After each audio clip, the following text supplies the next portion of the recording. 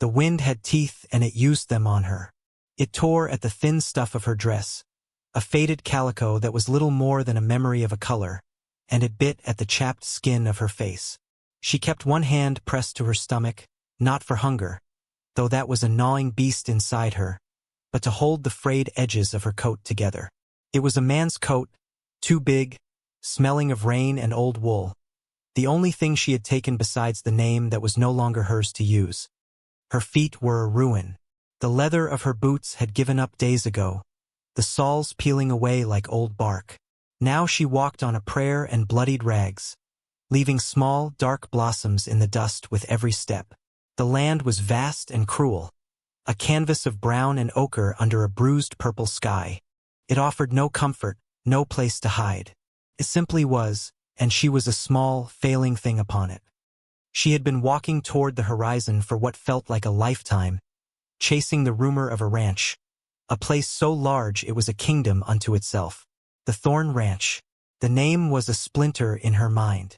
It was the place her sister had gone, a place from which only stories and then a coffin had returned.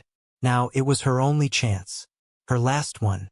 She saw it first as a darkness against the fading light, a cluster of buildings huddled against the base of a low mesa.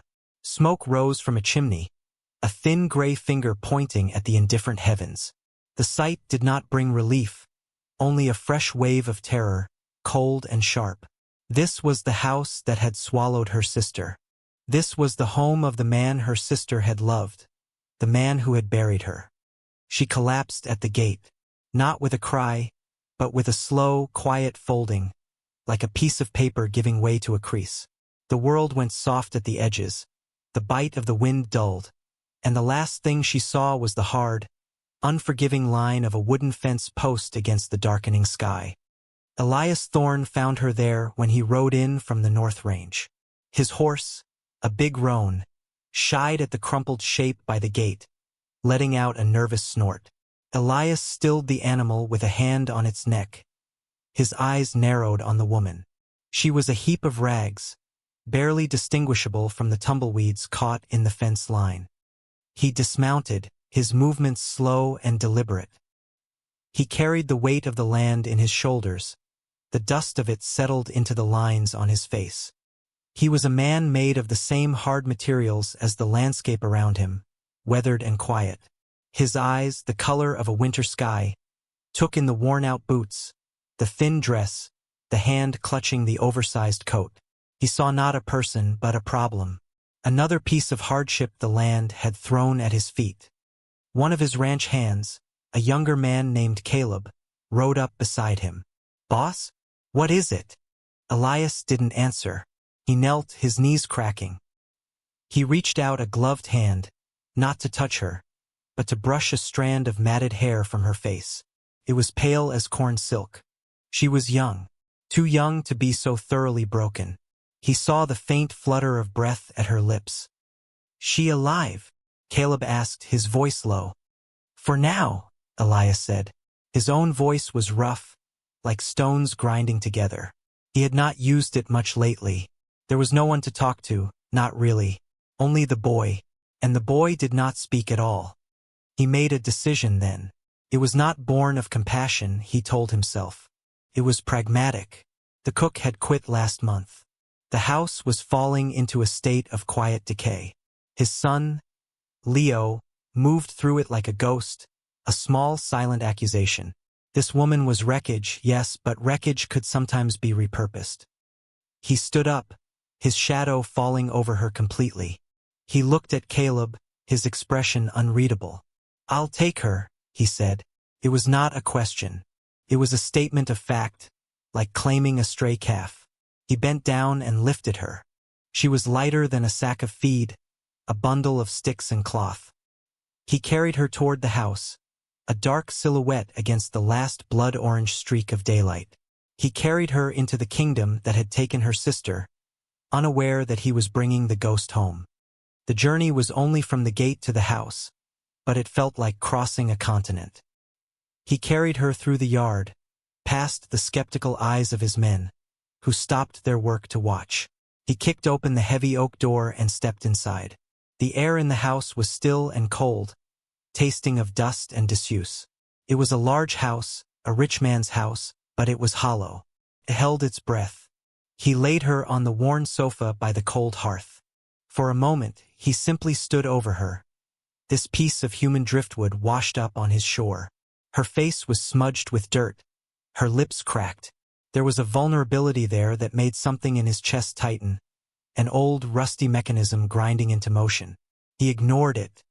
He went to the kitchen and pumped water into a basin, his movement sufficient.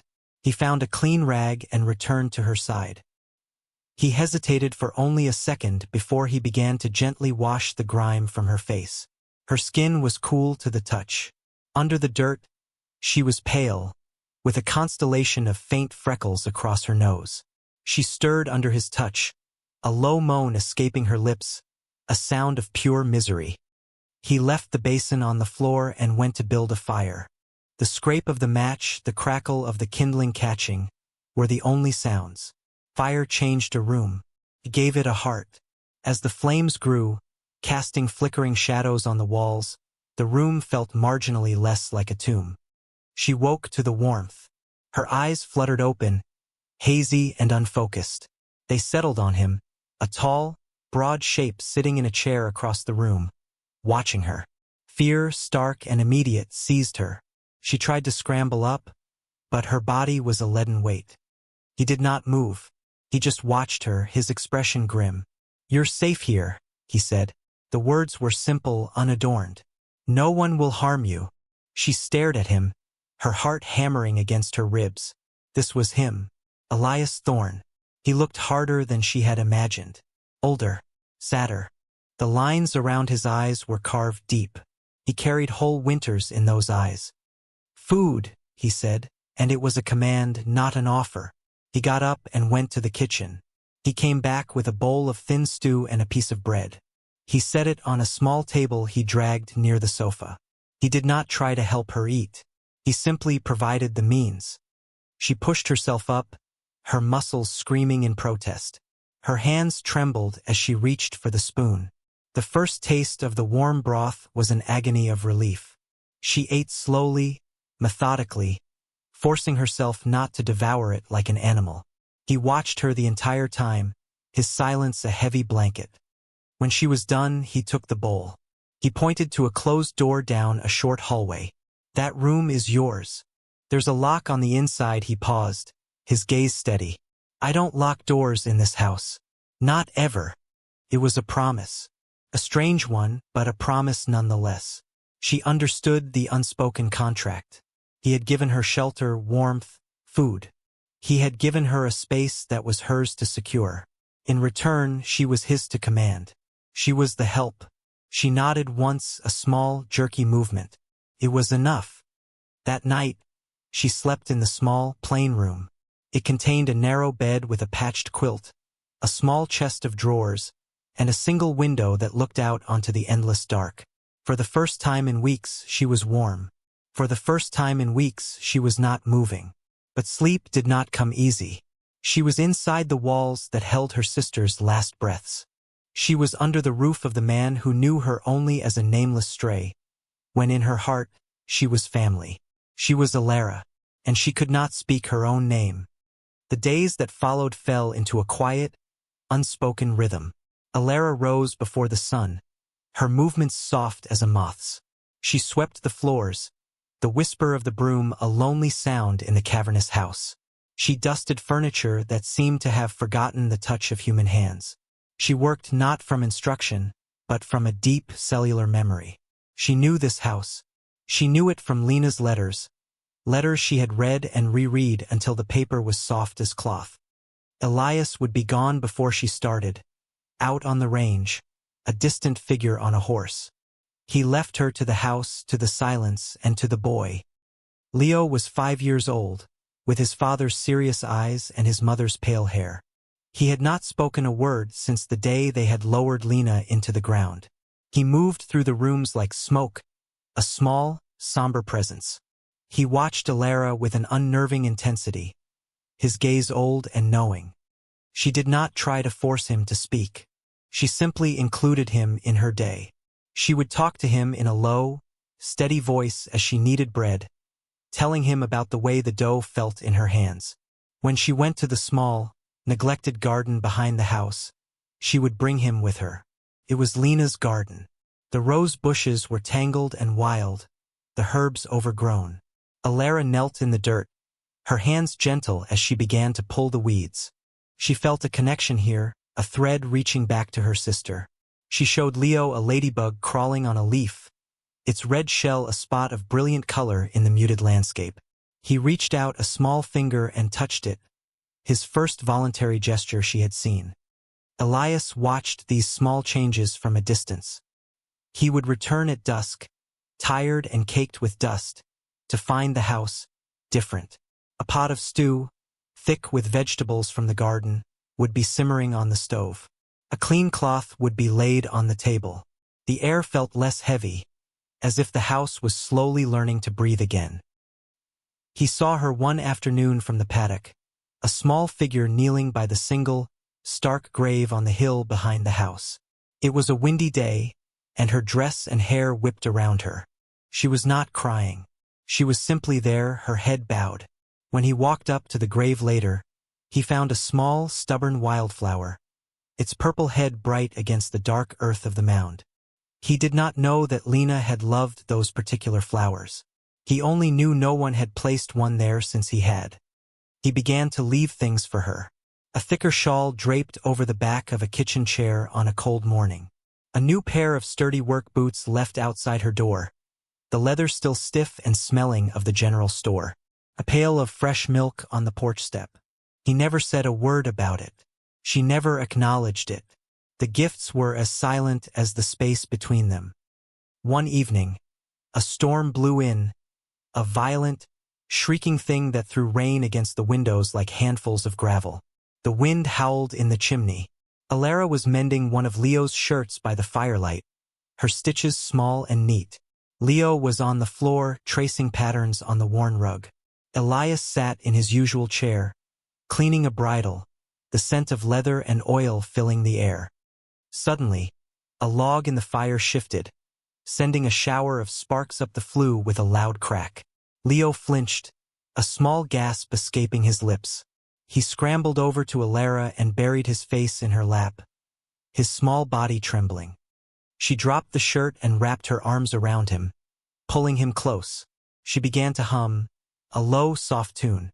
It was a simple melody, a lullaby their mother used to sing to her and Lena when they were girls.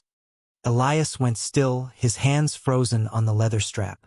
His head came up slowly, his eyes fixed on her. The tune was a phantom limb, an ache he had not felt in over a year. It was Lena's lullaby, the one she sang to Leo every night. He had tried to remember it after she was gone, but the melody had always slipped through his fingers like water. And here was this stranger, this scrap of a woman, humming it as if she had known it her whole life. Leo's trembling subsided. He was quiet in her arms, soothed by the familiar sound. Alara continued to hum, her eyes on the fire, lost in the memory the song conjured. She did not notice Elias's stare, a look of profound, aching confusion. He said nothing. He slowly went back to his work, his movements stiff. But the air in the room had changed.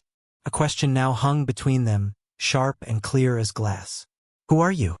The boy spoke the next day. It was not a grand pronouncement. Alara was in the kitchen, her back to him, washing potatoes at the sink. Leo stood in the doorway, holding a small, carved wooden bird. Lena had made it for him. One of the wings had splintered. He walked over to Alara and tugged on her dress. She turned, wiping her hands on her apron, and smiled down at him. He held up the bird. "Broke," he said.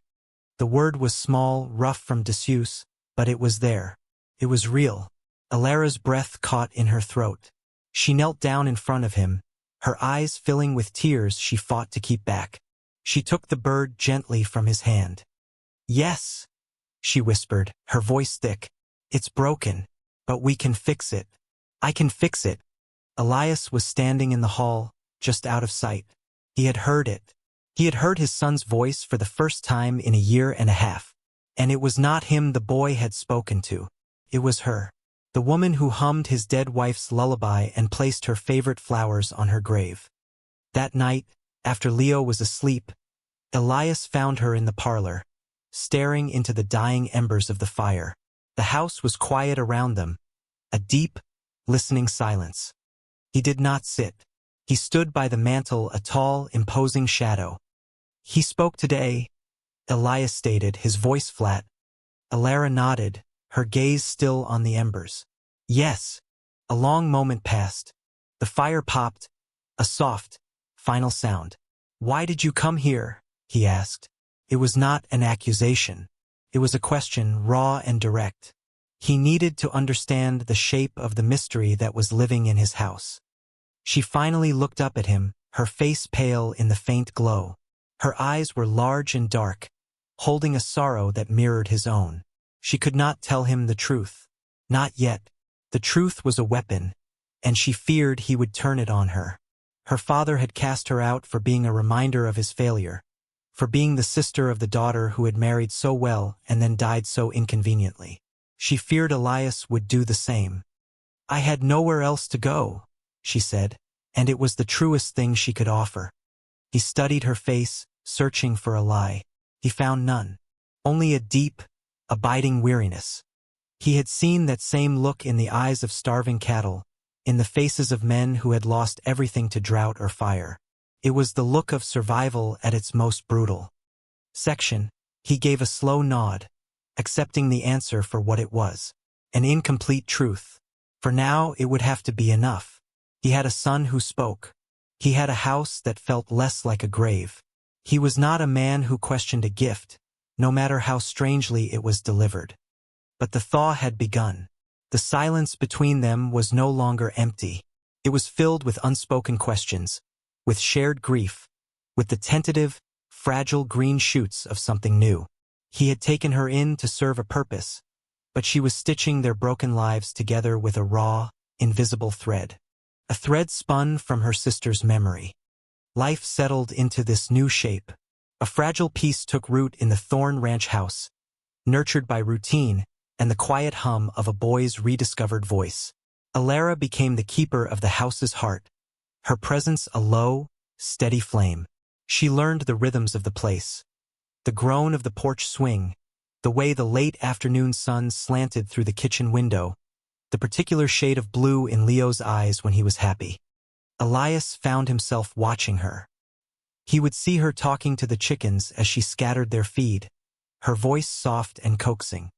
He would watch her hands, surprisingly deft and strong, as she mended a fence post or kneaded dough. There was a resilience in her that fascinated him. She was like a tough prairie wildflower, bent by the wind but stubbornly refusing to break. One afternoon, he came upon her and Leo in Lena's garden. She had worked a small miracle there. The weeds were gone, the earth turned, and new life was pushing through the soil. She was showing Leo how to cup water in his hands to give to a thirsty seedling. The boy's face was serious with concentration, his pale hair shining like a halo in the sun. It was a scene of such simple, profound peace that it struck Elias with the force of a physical blow. This was what a home was supposed to feel like. This was the life he had lost, or perhaps a life he had never quite managed to build. He felt a pang of something sharp and unfamiliar. It was not just grief for Lena, but a strange, protective feeling for the woman and the boy in the garden, for the small circle of light they had created in his darkness. That evening he was late. A storm had delayed him on the far range. He rode in soaked and shivering, the cold sunk deep in his bones. When he entered the kitchen, he found a bowl of stew waiting on the table, still warm, and a thick, dry blanket draped over his chair by the fire. Alara was sitting with Leo, reading to him from a worn book. She looked up when he entered, her expression holding a quiet concern. "You're late," she said. It was a simple observation, but it held the weight of an expectation, of a person who had been waiting for him.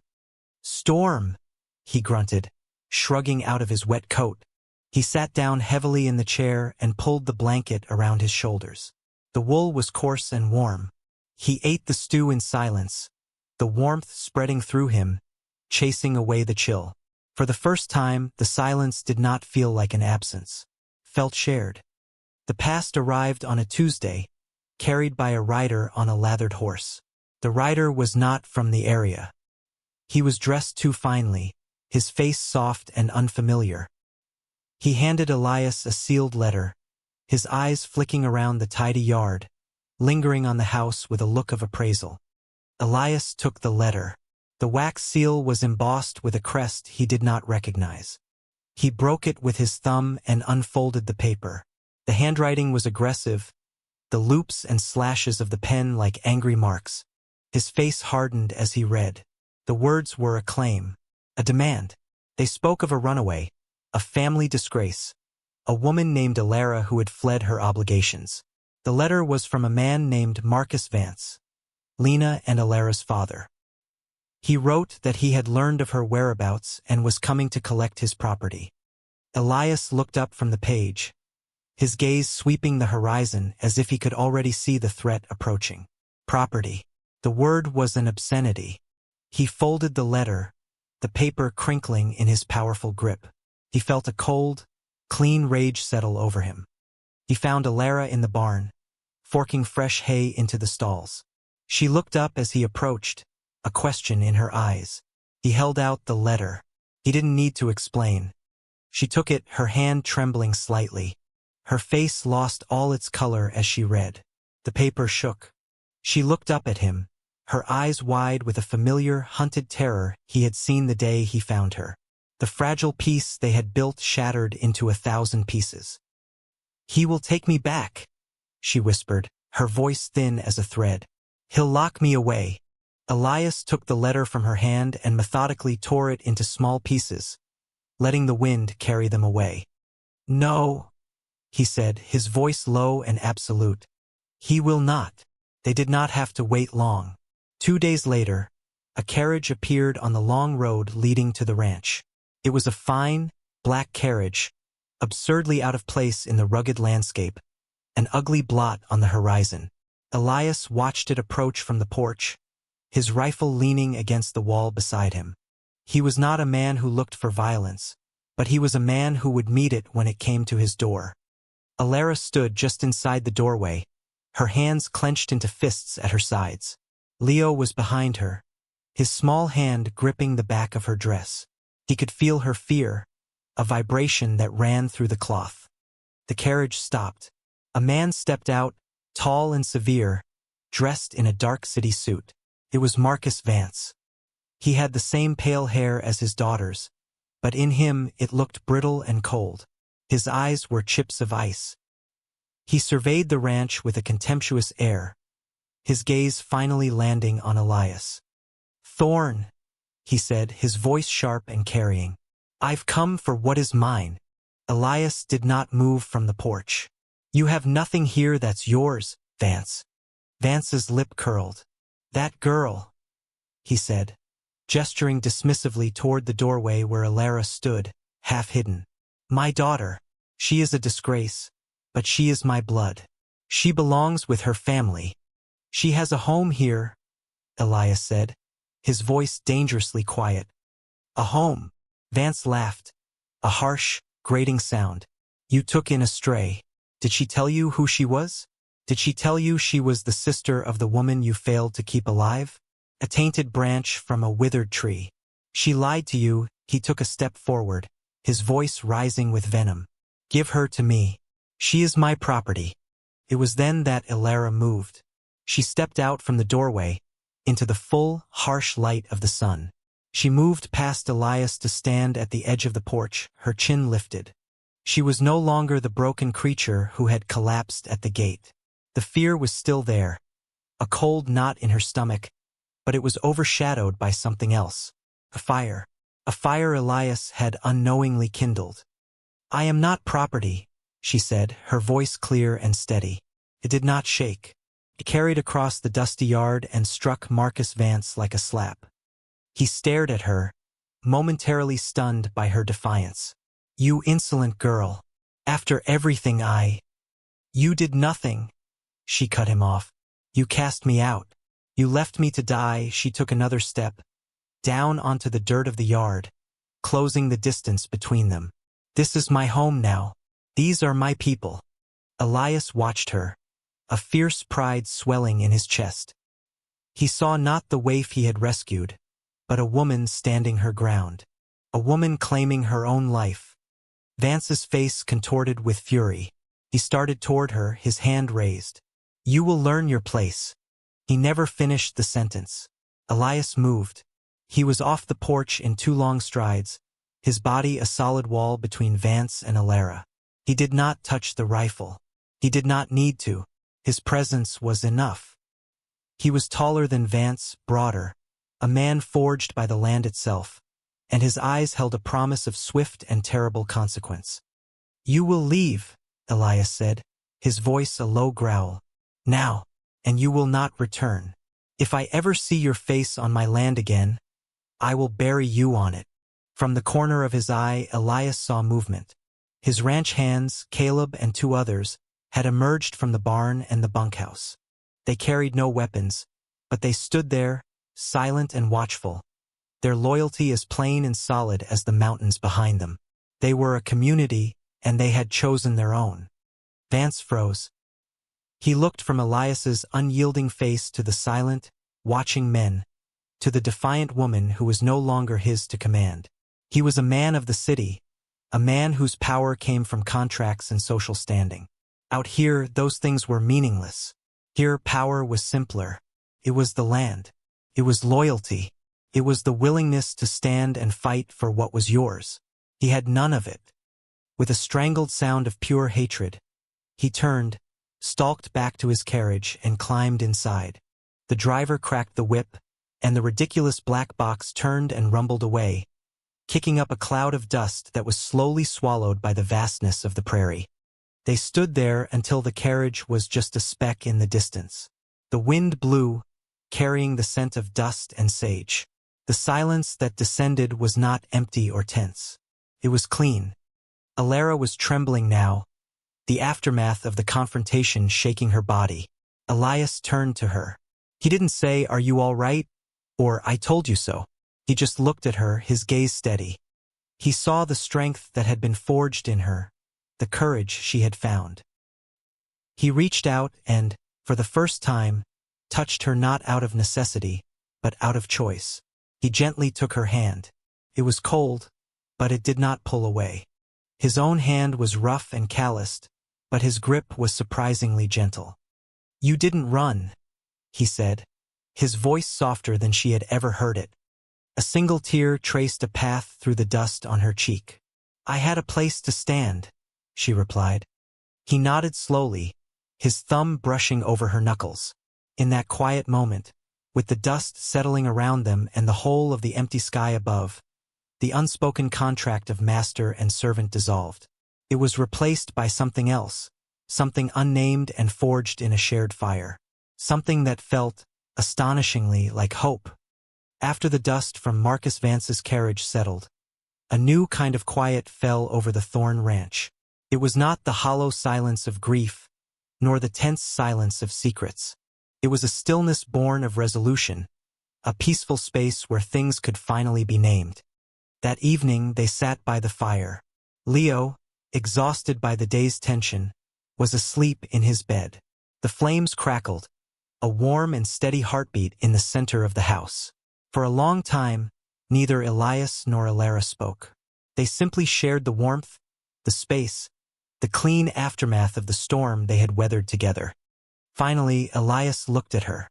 The firelight softened the hard lines of his face, revealing the deep well of sorrow he had carried for so long.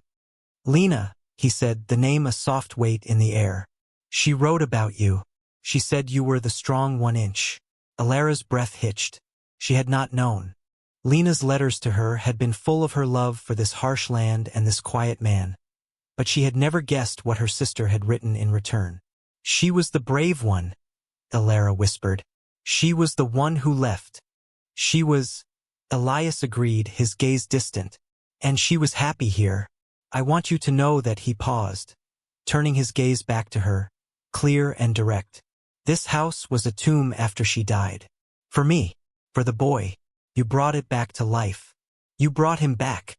I only did what I knew, she said, thinking of the lullabies, the flowers, the small comforts she had learned at her sister's side.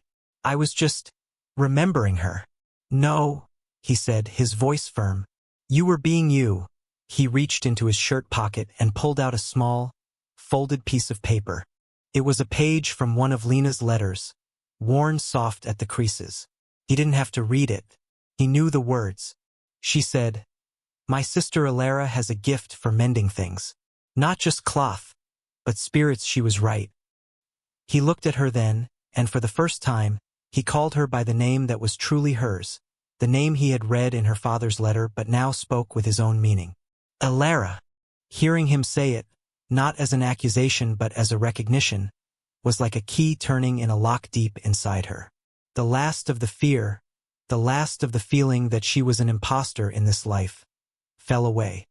The next day, she took the ragged dress she had arrived in and the oversized man's coat, and she burned them in the fire pit behind the house.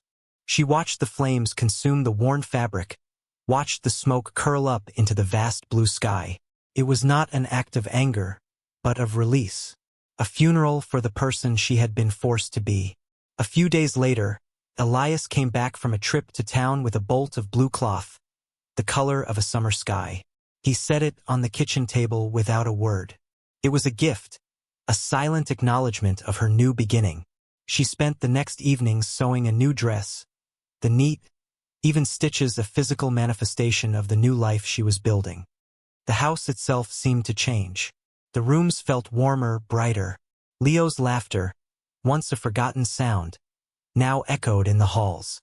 He would follow Elias out to the paddocks, asking 1,000 questions, and run to Alara for stories when he came back inside.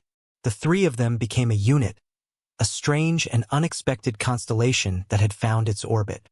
One evening, as the sun was setting, casting long golden shadows across the porch, the three of them sat on the top step, watching the colors bleed across the horizon.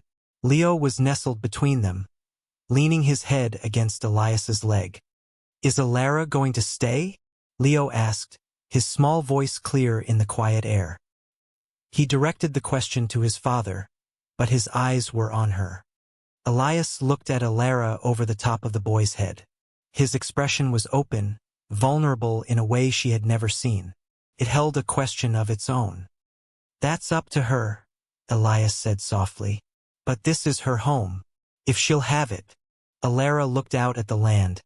No longer a cruel, indifferent canvas, but a place of stark and breathtaking beauty. A place that had tested her and found her strong. A place where she had found a family in the wreckage of another.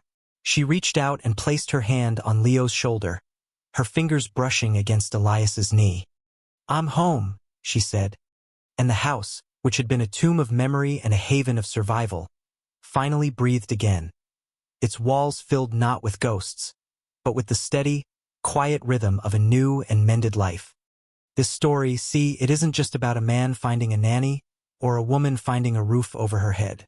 It's about the truth that the deepest wounds are often invisible, carried in the silence between words. It's about how two people, broken by the world in different ways, can find in each other the missing pieces of themselves. We all build walls around our grief.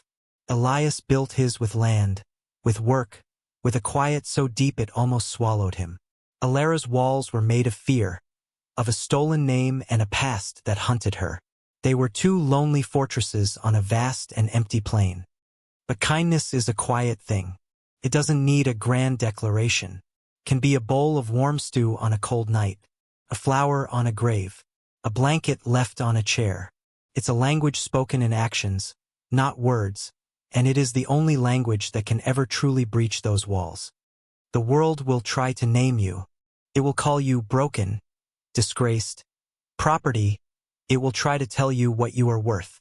But your true name is the one spoken by someone who sees you, not the wreckage of your past, but the strength in your soul. It's the name spoken by the person who stands with you when the storm comes. So here's the naming of it. This ain't just a story about rescue. It's a story about recognition. It's about how sometimes, The only thing that can heal a wound is the quiet, steady presence of another soul who understands that scars are not a sign of weakness, but a map of survival. And if you're brave enough to let them, they might just help you find your way home.